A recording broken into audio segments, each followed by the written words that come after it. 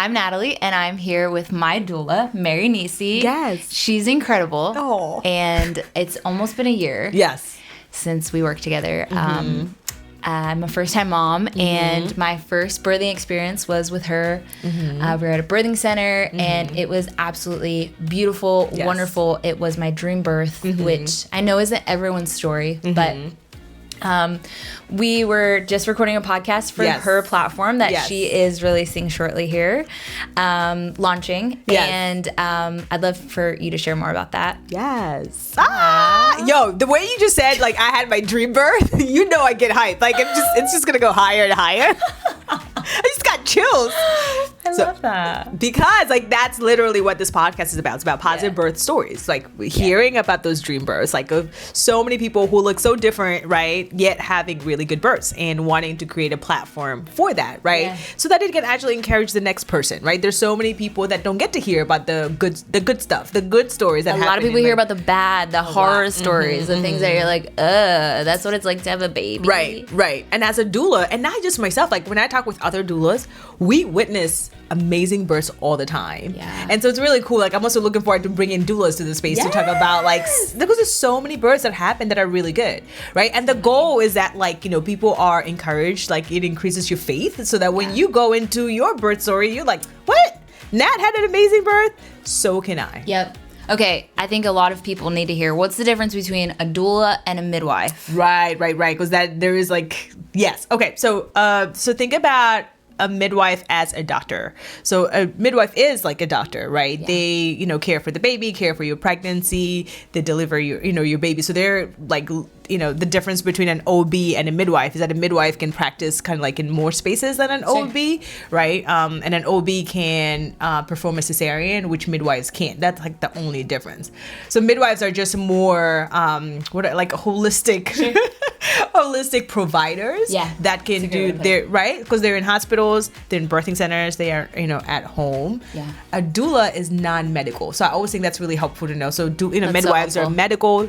Doulas are non-medical, right? Think about a birth coach. That's kind of like a good way to think about what a doula is, right? Because we're coming in to support you emotionally, to support you with education, to support you physically, right? And bringing in all of that, but we're not medical, right? So I'm not going to check on your baby. I'm not going to check your cervix. I'm not, I'm not going to do any of this like medical things. Your midwife does that. Right. But midwives and doulas, together, a dream team. Yes, we love working with. Have your baby at Life Cycle Birthing Center. Yes, also that part. Yeah. Okay, I'm going to switch gears because we didn't get to talk about this in our podcast. Let's talk about placentas. And placenta capsules, which kind of freaks a lot of people out. Yes, it does. It didn't freak me out. Okay, so your body creates a whole new organ. Yeah. Which is so cool. It is the coolest thing ever. So cool. Like this whole organ that is, and I have a whole course, right? So we're not going to go into the course, but we have a whole, just understanding the role that it plays in your body for yourself, for your baby. And then when you give birth, it comes out. It's ready to it's done its job. Yeah. And now it comes out, right? So I'm a placenta encapsulator specialist. It's like a long name. It's a long name, right? Which means that I take the placenta and I make it into capsules for your body. And we talk about your placenta all the time because till today, I promise you have done a lot of placentas. Till today, Nat's placenta is the biggest placenta I've ever done. Wow. It was so big. How many capsules did you have? We were close to a lot. You had to get a different jar. I did. I was like, okay, let's go. Yes, and the benefits are literally endless. It helps with postpartum. Yeah. It helps with feeding baby your milk, right?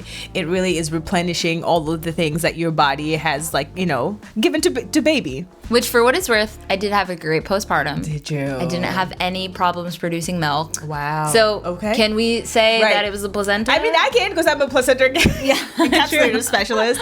And there is, I always say, definitely do your research, right? Because there is research that tells you, some people are some providers are still a little bit iffy on it. Sure. And I'm originally from Malawi, so I go back to, my culture to where, there's people who have been doing this for, years, for a long time, right?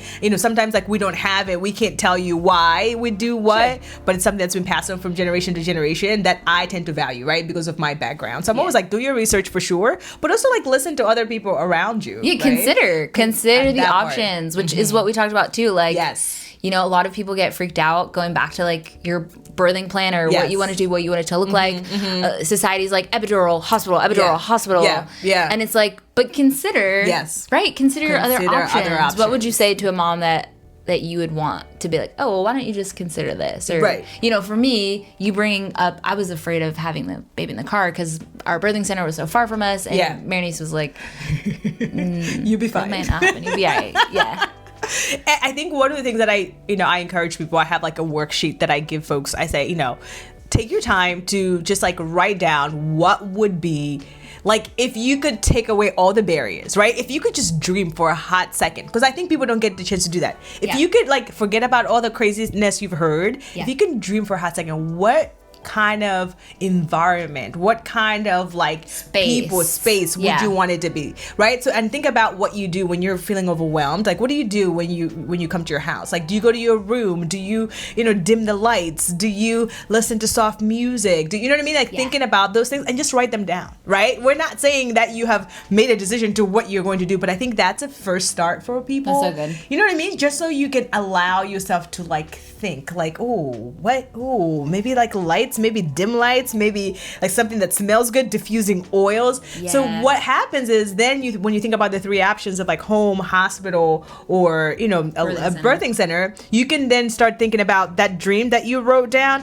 Where would that fit well, right? Because I think that was your story. You had kind of like dreamt about what you wanted, and it was like, consider a birthing center because that might fit a little bit better, right? And there's people who have amazing birthing hospitals, right? They'll be like, I saw this, like, and we would transform that room into like this beautiful thing, right? And have providers that want to like support it.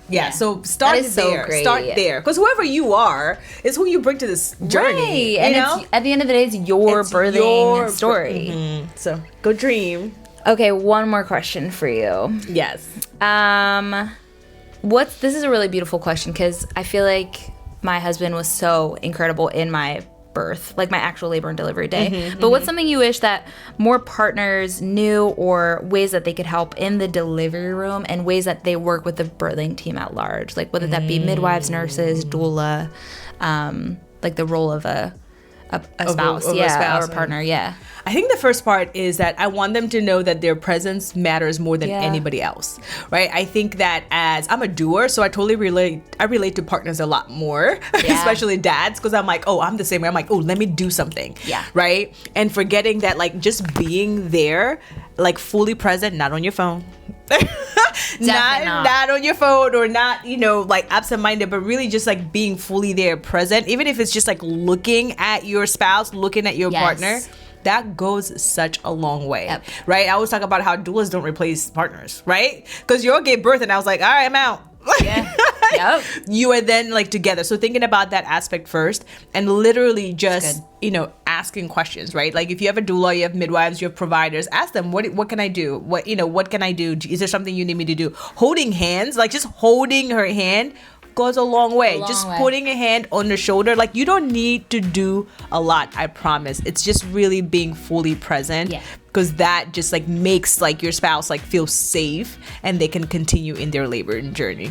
That's awesome. Thank you so much, MaryNissi. Okay, please share one more time, like where can we find you, your podcast, if there's a doula watching, like you have like doula courses. I do. I have lots of things, right? So I work with, with new moms and new doulas, right? So I'm always like creating content for that. So you can find me on, the social media streets. This is, my last name is Lemon. So, so it's a Lemon Life Doula. But here on YouTube as well, I have Positive Birth Corner that I am asking everybody and their mother to come in and support. We have behind the scenes, some videos that we're kind of like sharing of this journey, because it's taking the step of faith.